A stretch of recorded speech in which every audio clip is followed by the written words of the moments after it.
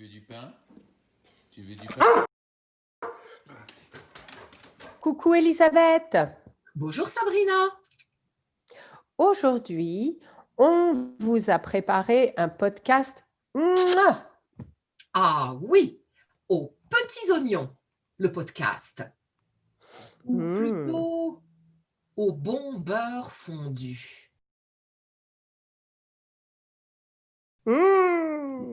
Au bon beurre fondu. Oui, Elisabeth. Qu'est-ce qu'il y a derrière toi? Je vois une photo intéressante. Ah oui, derrière moi, il y a une galette des rois et une couronne. Couronne qui va avec la galette. Oui. Sabrina, est-ce que tu connais la tradition de la galette des rois? Mais oui, Elisabeth, je connais la tradition de la galette des rois et surtout la tradition de manger et déguster la galette des rois. Ah oui. Alors, la galette des rois, c'est le gâteau de l'Épiphanie.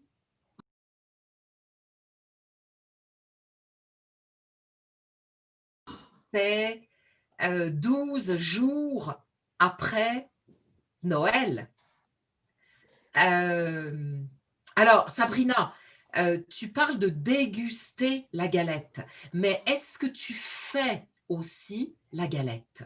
Oh oui, Elisabeth, j'aime faire les galettes des rois.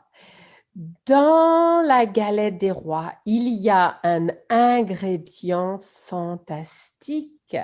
Oh, qu'est-ce que c'est? Qu'est-ce que c'est l'ingrédient fantastique? L'ingrédient fantastique, Elisabeth, c'est la pâte d'amande.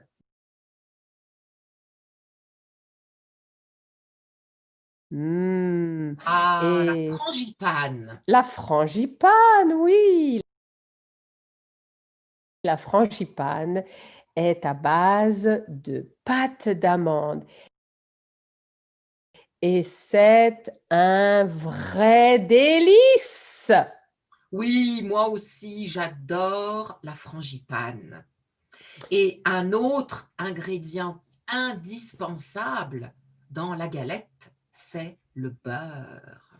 Oui, le beurre et la pâte feuilletée. Oui, oui, bien sûr.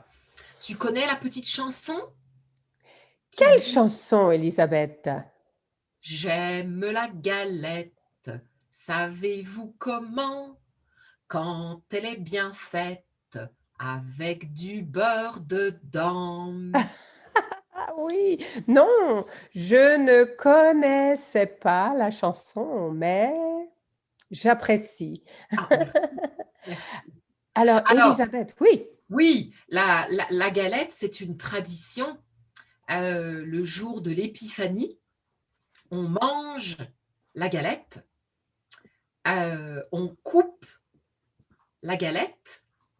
Et Sabrina, est-ce que tu peux nous dire comment on donne les parts de galette et qu'est-ce qu'on met dans la galette? Alors, il y a un petit objet qui est inséré dans la galette qui s'appelle une fève. Et le côté magique de la tradition de la galette des rois, c'est d'anticiper la personne qui va manger sa part de galette des rois et qui va trouver la fève.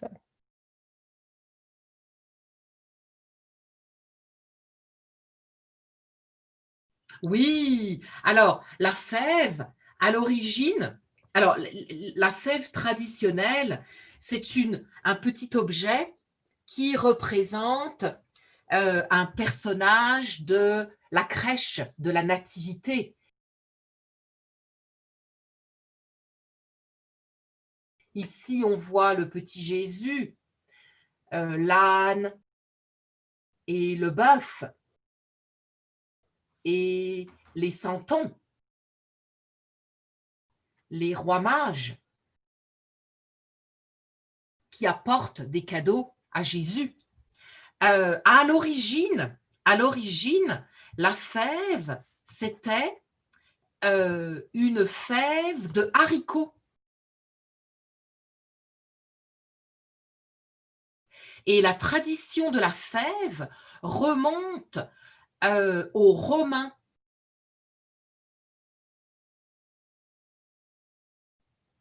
Les Romains célébraient les Saturnales.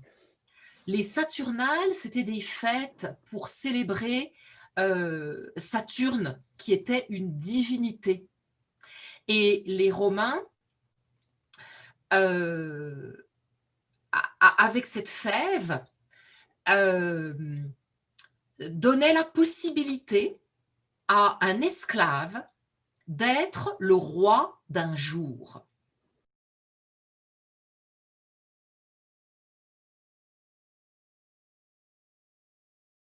Le roi du jour pouvait faire ce qu'il voulait. Il pouvait commander ses maîtres, il pouvait manger ce qu'il voulait. Et avec cette tradition des Saturnales, les Romains espéraient s'attirer les bonnes grâces de Saturne.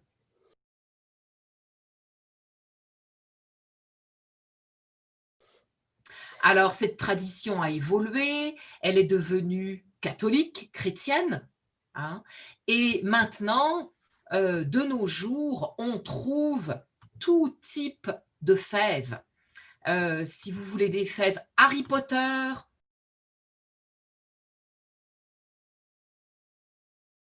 en voici, en voilà les fèves de la collection de fèves Harry Potter. Vous pouvez aussi avoir des fèves Star Wars. Regardez ici, est-ce que vous reconnaissez vos personnages favoris? Et comme tu le dis si bien, Sabrina, on cache la fève et on essaie de deviner qui va avoir la fève.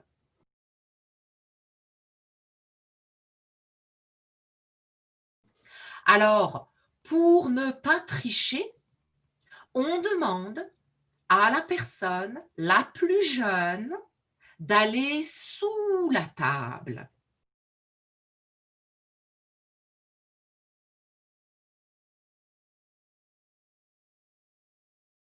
Donc, c'est généralement un enfant. Un enfant va sous la table pendant qu'un adulte coupe la galette. À chaque part, l'adulte dit « Pour qui celle-là? Pour qui cette part de galette ?»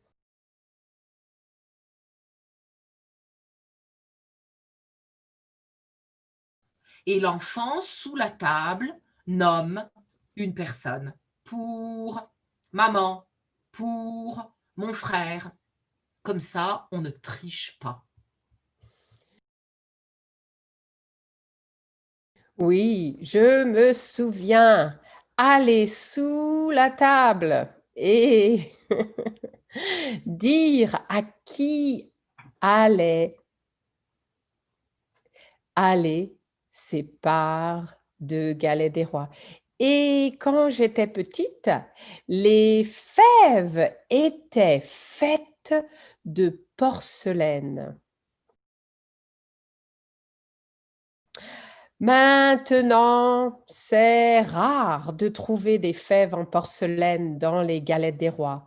C'est plutôt, comme tu disais, des fèves Harry Potter ou Star Wars, mais elles sont en plastique.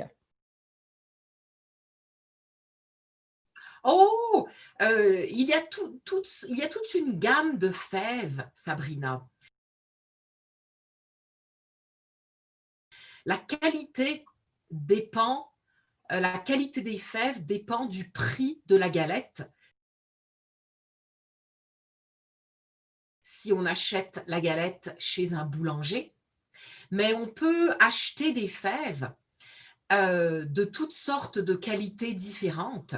Il y a même des fèves qui sont dorées, qui ont une couche d'or. Alors évidemment, ces fèves sont beaucoup plus chères, mais il y a toutes sortes de qualités de fèves, Oui, effectivement. oui, oui. La galette que l'on trouve au supermarché, la galette de masse, si tu veux, a des fèves en plastique. Mais c'est vrai que dans les bonnes boulangeries, on trouve encore des vraies fèves faites de porcelaine. Tu as Oui, une collection de fèves, non? oui, oui, oui, j'ai une collection de fèves, peut-être pas facile à montrer, mais ici, voilà, un petit personnage. C'est une Bretonne.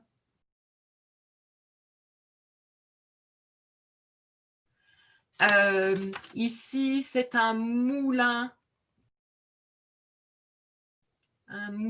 dans lequel on moud la farine, le blé pour faire de la farine. Et ici, c'est Cendrillon. Ici, c'est un santon, probablement un berger.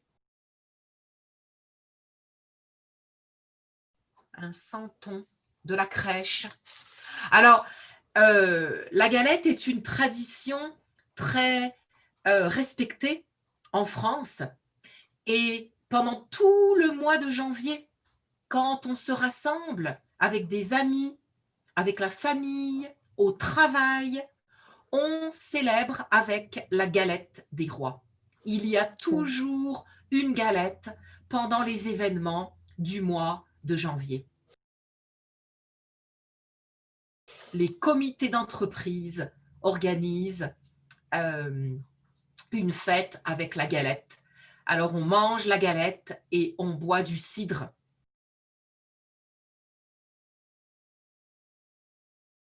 Mhm. Alors la personne qui a la fève, la personne qui a la fève devient le roi, reçoit une couronne ou la reine et choisit son roi ou sa reine pour gouverner avec lui ou avec elle pendant la journée.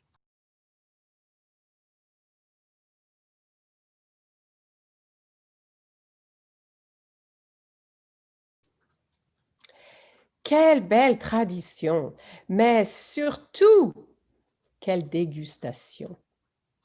Ah, j'aime la galette, savez-vous comment? Quand elle est bien faite, avec du beurre dedans. Oh, merci Elisabeth de cette belle chanson et surtout de partager avec nos auditeurs eh bien, la tradition, l'histoire derrière la galette et puis les ingrédients. On se retrouve pour célébrer avec une galette virtuelle, Sabrina? Ah oui, oui, j'ai déjà le cidre dans mon frigidaire et je m'apprête à cuisiner une galette des rois. Yeah. Alors à bientôt, Sabrina. À bientôt, Elisabeth. Si vous avez aimé ce podcast, s'il vous plaît, abonnez-vous à notre chaîne YouTube ci-dessous. Oui, mettez-nous un like et un petit commentaire sympathique. Merci.